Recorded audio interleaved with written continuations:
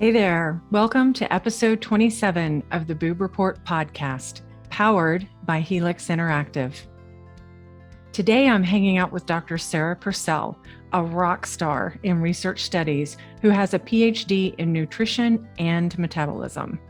This is going to be good, guys. Let's get started. All right. So we are super excited today. I am anyway, because I have been able to be very lucky and work with this amazing woman and a research study that she's working on. So I was very excited she was able to join us for the podcast. So welcome, Sarah. How are Thank you very much. I am great, and it's so good to be here. I love talking about my research in general, and it's great to see you again as well. Thank you. Now, I do want to let people know that I volunteered for a research study through the UC Denver Health, and that's how I met Dr. Sarah Purcell. And she, in the midst of all this, got an amazing new job up in British Yes. Columbia. So tell us a little bit about that before we start diving into what you exactly do. Yes. So I met you, Michelle, when I was a postdoctoral fellow at the University of Colorado, where I was investigating how exercise influences appetite in breast cancer survivors. And I just started here at UBC Okanagan campus in January. And so generally, my research investigates energy balance and I'll explain what that means in a little bit, and more on the nutrition side of that, and people with chronic disease. So it's a huge step in my career, and I'm excited to be here. Oh, it's so awesome. I love it. And I just felt really lucky to be able to participate in that because I've mentioned this before. I love being able to help or contribute. I mean, I donated my breast tissue to science when I had my bilateral mastectomy. I just feel like, this is how we move forward, is Yes. learning and studying and researching. So anything I can do to help with that, I feel very lucky to be able to do that. And we are always so lucky too. It's like I told you, one of my favorite parts of my job is communicating with participants and doing research that may help them one day. That's awesome. All right, so let's dive into what you do because it's fascinating. I've got like this whole page over here to the side that we're looking at. So I love the very first thing you put on the page was, what is metabolism? I Yes. love it. Let's talk Yes. about that. Yes. So I look at nutrition through the lens of energy expenditure, which falls under the general umbrella of metabolism. And so generally, when I say, okay, study metabolism, the first thing that people say is like, well, I have a slow metabolism. But I think it's important to really define what metabolism is. And that's essentially all of our bodily processes that we use to digest and use food and move and all of these metabolic processes that occur. So metabolism is a really general word. Now I'm particularly interested in energy expenditure, which is the calories you use. And so when most people say metabolism, that's what they mean. Mm-hmm. And you can break that down into three basic components. So there's your resting metabolic rate, which is the calories you use to just do your basic bodily functions, like keeping your heart rate going, your lungs, breathing, etc. You had that measured, Michelle, as part of the study, and that's very common to measure in research studies. There's also your physical activity, so any movement. That includes exercise and non-exercise, and then the thermic effect of food, which is the calories used to digest and use your food. It's a small part. Mm-hmm. And so I'm particularly interested in energy expenditure because if we know the energy expenditure of an individual or population, we can know how much energy or food they need to consume to maintain, lose, or gain weight. And this is fundamental for a lot of our nutrition recommendations.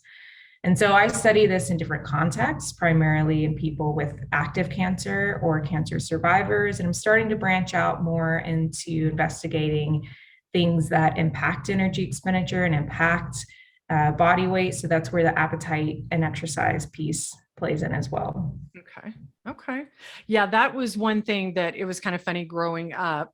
And I don't want any women to hate me for this. I always felt like I had a really high metabolism because it was literally hard for me to put on weight. I was Yeah. so active, with sports and things like that. I would eat like it was my job and I would just burn through it. It seemed like, Yes. Yes. And physical activity is really important.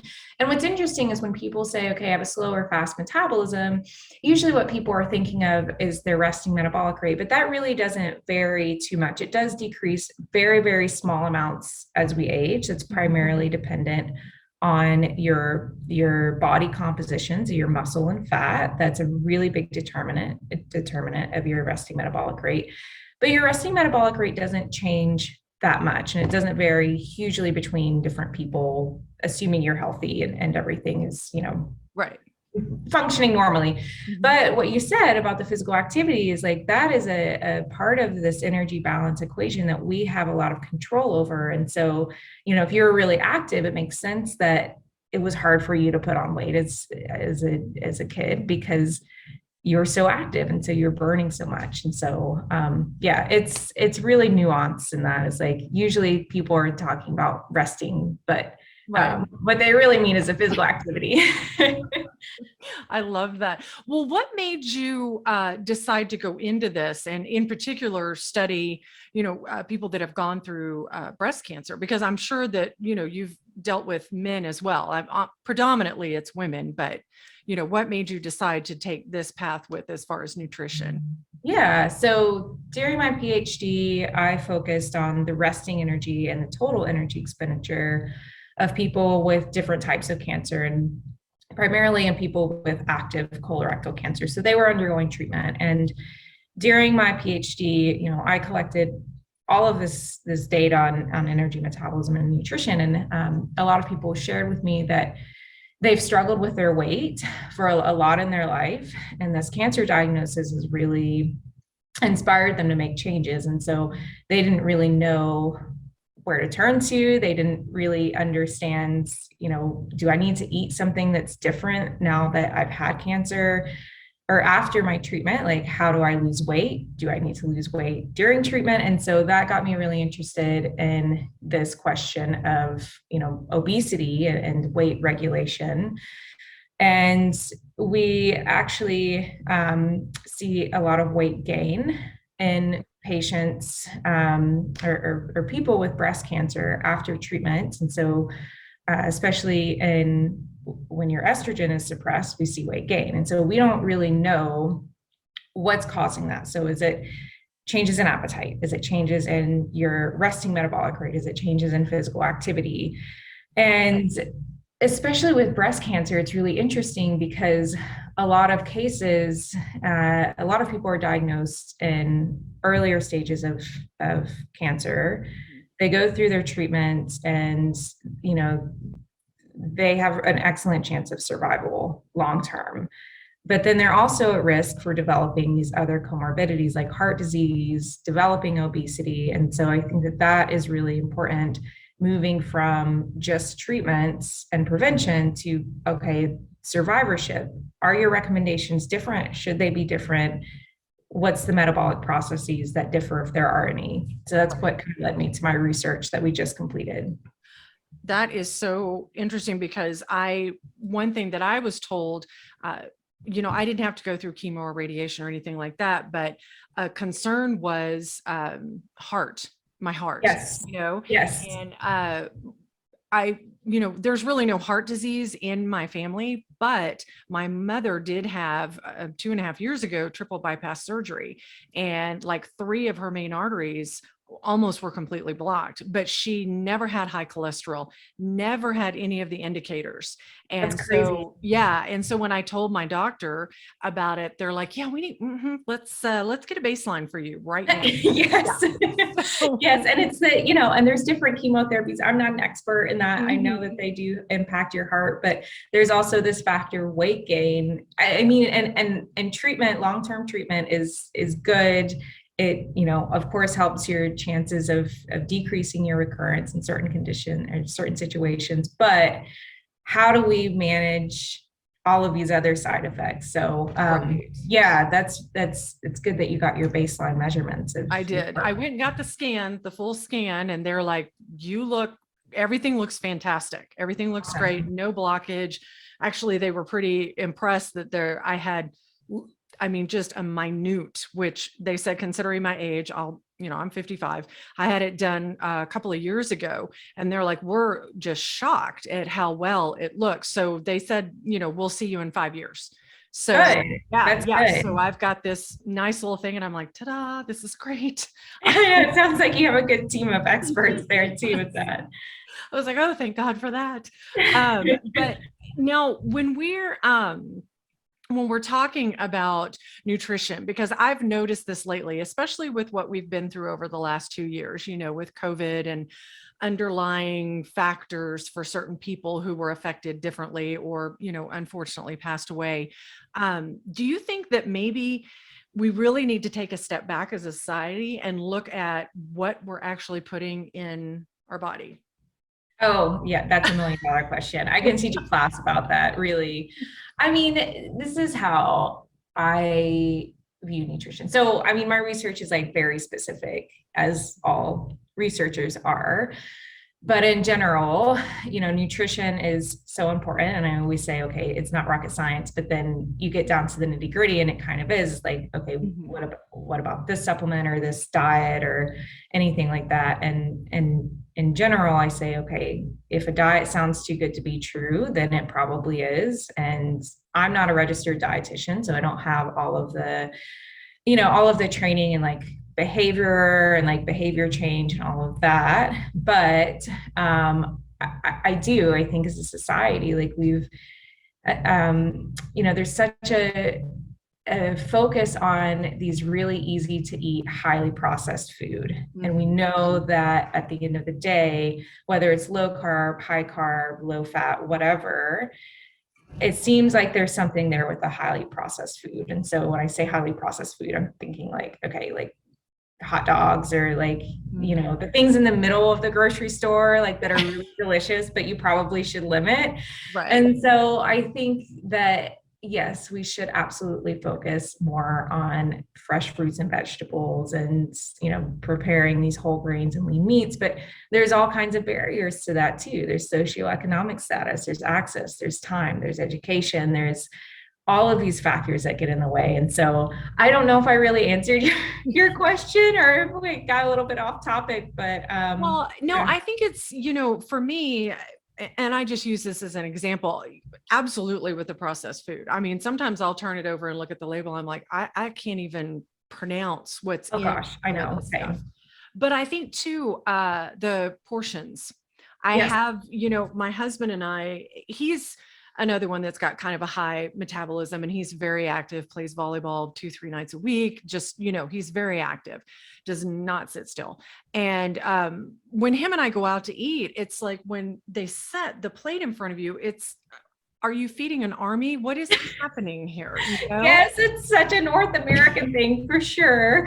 It is. And I mean, we can get into the nuances of like all of these different things about like portion size, all the additives, even when you go out to eat, it's like, okay, you order like chicken, broccoli, and rice, what you think is healthy, and they put this like delicious sauce on top. It's like, well, Mhm. what is that even adding to that? And Right. so, I think it's finding a diet that works for you and a lifestyle that works for you. It's not just one diet to fit all, for sure, Mhm. but also taking into account your lifestyle. And so, if you want to do keto, great, but then what happens when you go out to eat? What's your plan for that? Is that the healthiest for you? How do you feel on that diet? And are you still getting your fruits and your vegetables and all of these really fresh foods while minimizing the processed food Mhm. and coming back to that? And when we look at the recommendations for breast cancer survivors, they're so simple. It's just like this. It's like, okay, fresh fruits, veggies, whole grains, plant-based when you can, minimize the processed food, maintain a healthy body weight, and exercise. Mhm. That's it. But then when you get down to your example of like, okay, you go out to eat in these portion sizes, or like you're grocery shopping and you don't have time to cook a meal this week. It's Mm-hmm. like, what's going to work for you? And this is usually, when we get in these nuances, I always tell people, maybe see if you can talk to an actual registered dietitian for one-on-one, Right. because everyone's going to be different. Here's what the research says, but actually implementing that is a whole different thing. So, Yeah. yeah. Well, it's, and I think it's what fascinates me is it what's so cool about us as human beings is one size doesn't fit all. I mean, everyone is so different, in how you eat, how you taste things, how you react to medication, how, we're just all so different. So having good communication with your doctor, seeing a registered dietitian. I know, my father had adult onset diabetes, but it was because his diet was just horrible. Yes. And he loves to eat. He's not hugely overweight or anything, but he does love to eat. He loves food. That's his Who joy. doesn't? And Yeah. yeah, exactly. And so trying to work in healthier side dishes or something a little healthier for him has been a challenge. But you know what? He's 87 years old. He's There does come a point where it's like, I'm just gonna have ice cream for dinner when I'm 87. I'm like, just eat whatever you want, Dad, as long as you're happy. Just eat what you want. But I think my brothers get a little upset with him, and they're like, well, and I'm like, he's 87. I mean, seriously, obviously it's not affecting him that much. So let's just let him be happy. But exactly. Yes. yeah, Yes. I don't know. Sometimes I see people and I'm just like, my heart breaks for them because I can tell they don't feel well. I can tell that they're struggling, but they're still eating stuff that tastes good, but probably isn't good for them, Yes. Yes. And I'm guilty of that.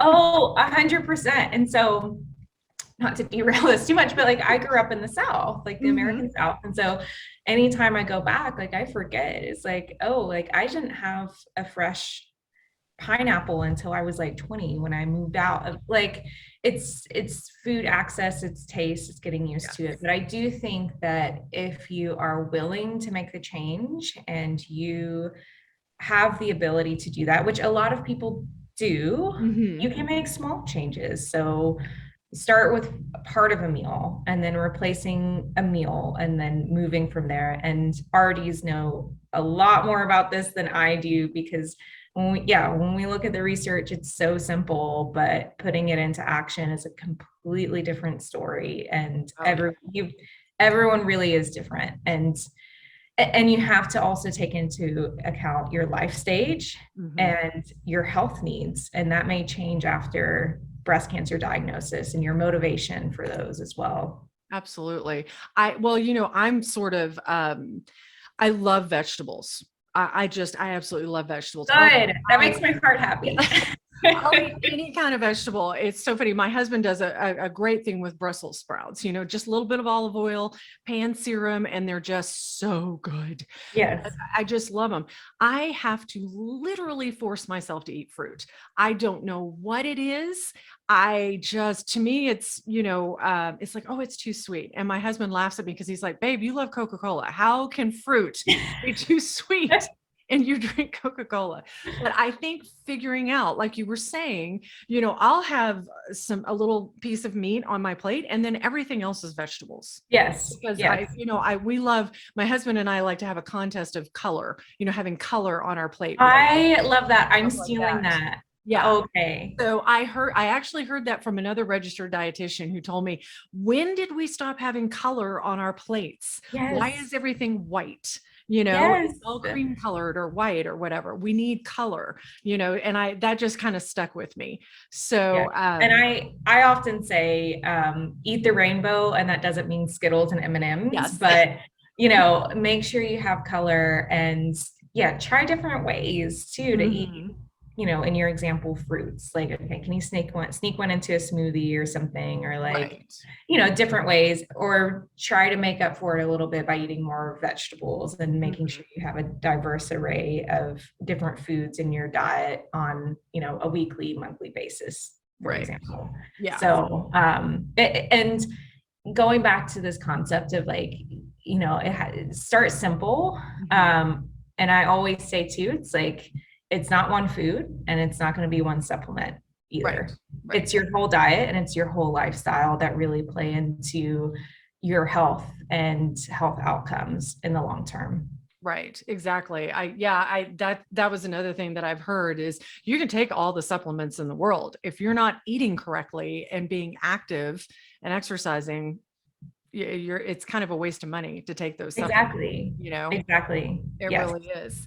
But, and I think, and I'm sure you've seen this more, starting earlier. So for example, I grew up in Texas as well. Everything was fried, it was all, so my diet, I really didn't start branching out until I moved out, in college and stuff like that. But the one thing that I love, I've told this story before, my husband, when I met him, he had a son and daughter from a previous marriage. So I'm bonus mom. And I met them when they were really young. My daughter had just turned 5 and my son was 6 years old. Well, my husband was like, I'm not going to be one of those fast food dads. And he loves to cook. So here I am at the dinner table with a 5 and 6-year-old eating grilled salmon, grilled vegetables. That's amazing. Yeah. So the kids grew up with now our daughter went through a stage where, she was like not as adventurous with food as our son is. My son will try anything. He's 23 years old now. And the hotter and spicier, the better. He's got to be sweat dripping down his face. And our daughter is way more adventurous with food now too. But I think setting that example when they're young and introducing them to that food helps a lot. Exactly. And I'm not a mom. I don't know like what it's actually like on the day to day. And I'm sure it's very hard when they're very young. Yes. And there is also a genetic component to taste, but there is research to suggest too, like introducing kids when they're younger, like it can help later on down the road. And then even growing up, there's a whole field of researchers that look at childhood obesity and how detrimental that is to long-term health. And so it's really important that we as a society start focusing more on that and making the healthy choice the easy choice in day-to-day life. Right. And we had this rule at the table, which my nephew always, he would get irritated with us when he'd come to visit, but you have to try everything on the table. If you don't like it, that's fine. You at least have to try it because your taste buds change over time. And so, it was funny because I'm a prime example. I loved anything that had a tomato flavor to it, but I would not eat an actual tomato. So it was the texture of it. And now I can't eat enough of them. I'll just. My husband's the same, very similar. It's like, I think he just needed a fresh tomato one day. Yes. And then that was it. Yeah. That's it. Yeah. It was a texture. And you try to be understanding about that. And there's certain things cucumbers. I say I love all vegetables, but cucumbers. And sorry, cucumber people. I just my I'm husband the same way with eggplants. Is like, yeah, no, I've tried. But just figuring out what you like and then incorporating that, I think is a wonderful way to look at it. And two, you brought up a very good point. When both parents work and life is so stressful, the kids are in school, they're involved in this and this, it's hard to sit down and cook something healthy. Yes. And I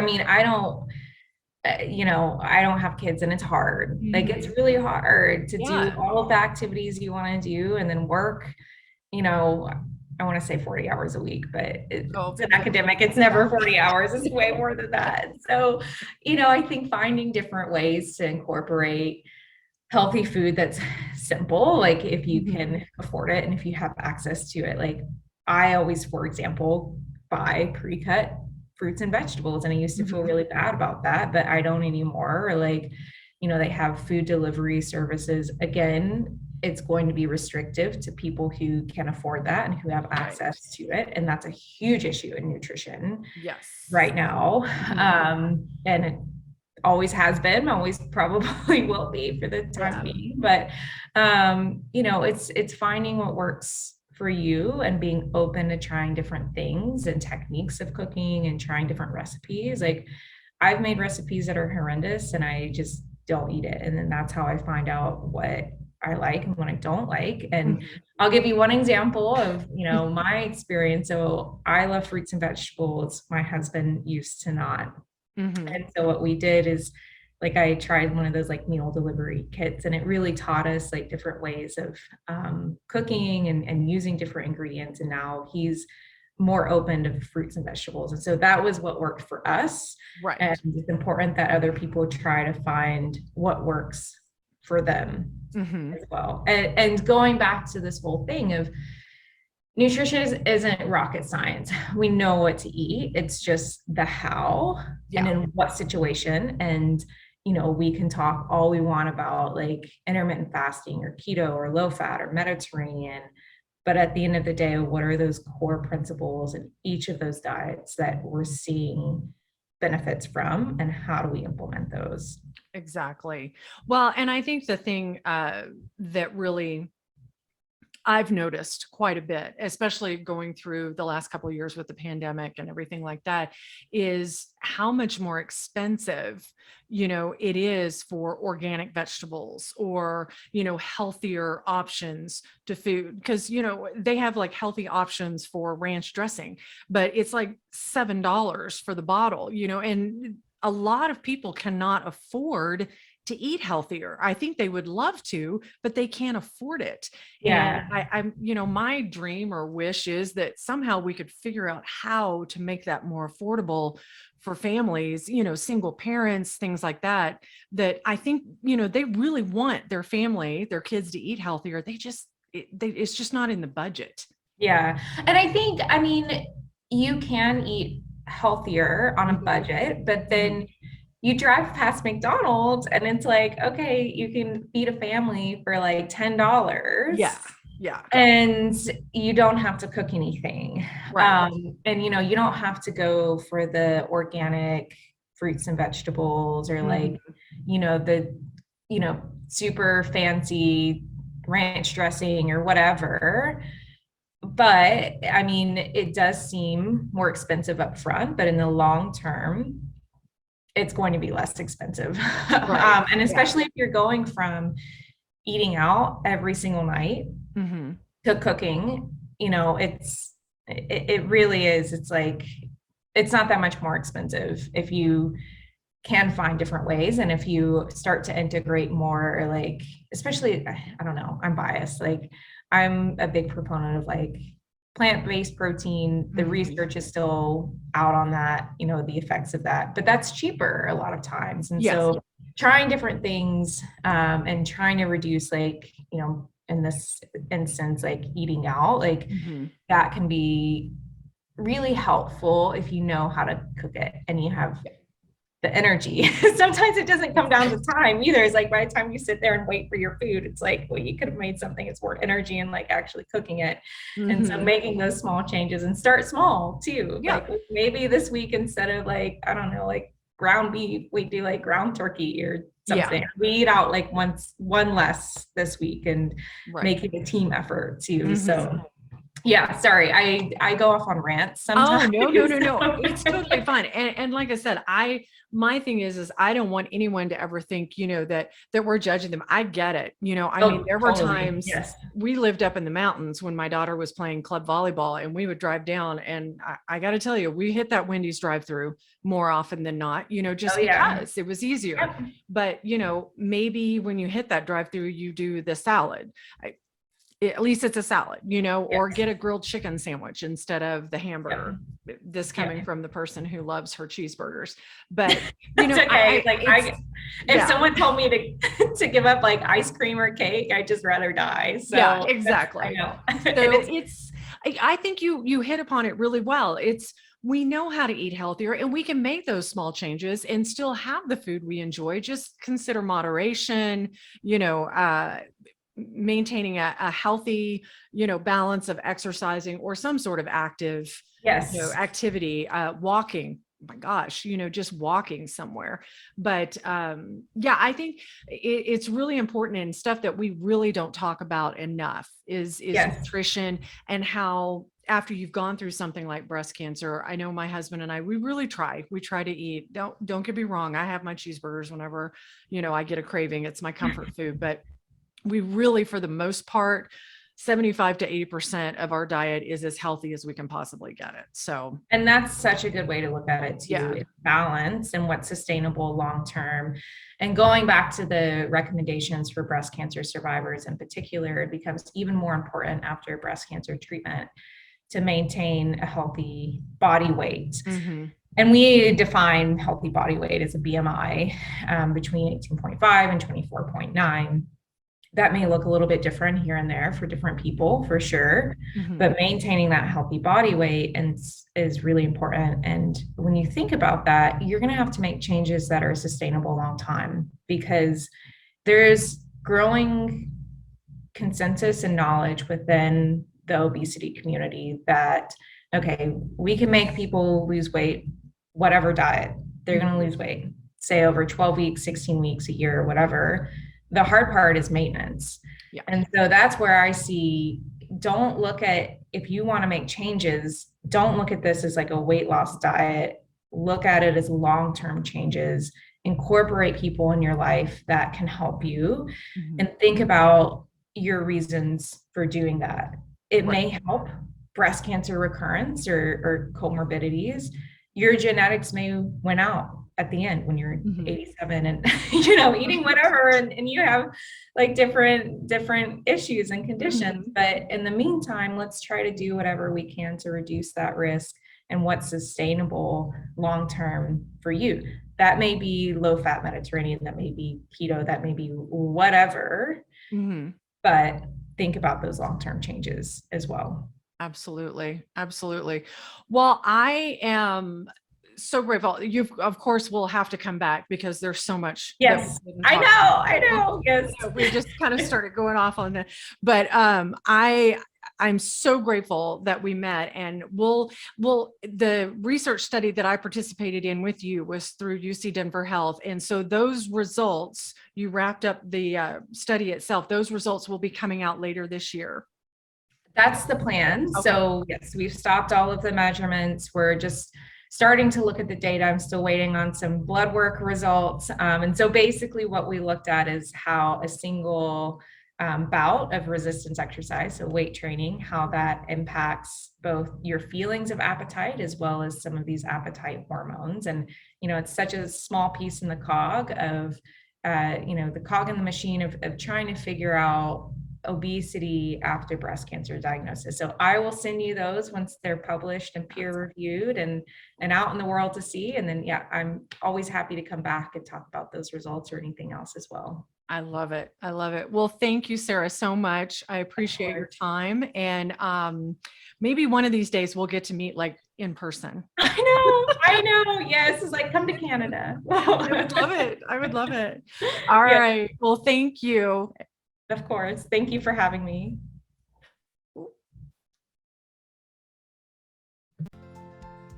I have so enjoyed getting to know Sarah through the research study I participated in and learning more about her and her dedication to research and science. Thank you, Dr. Purcell, for being on the podcast.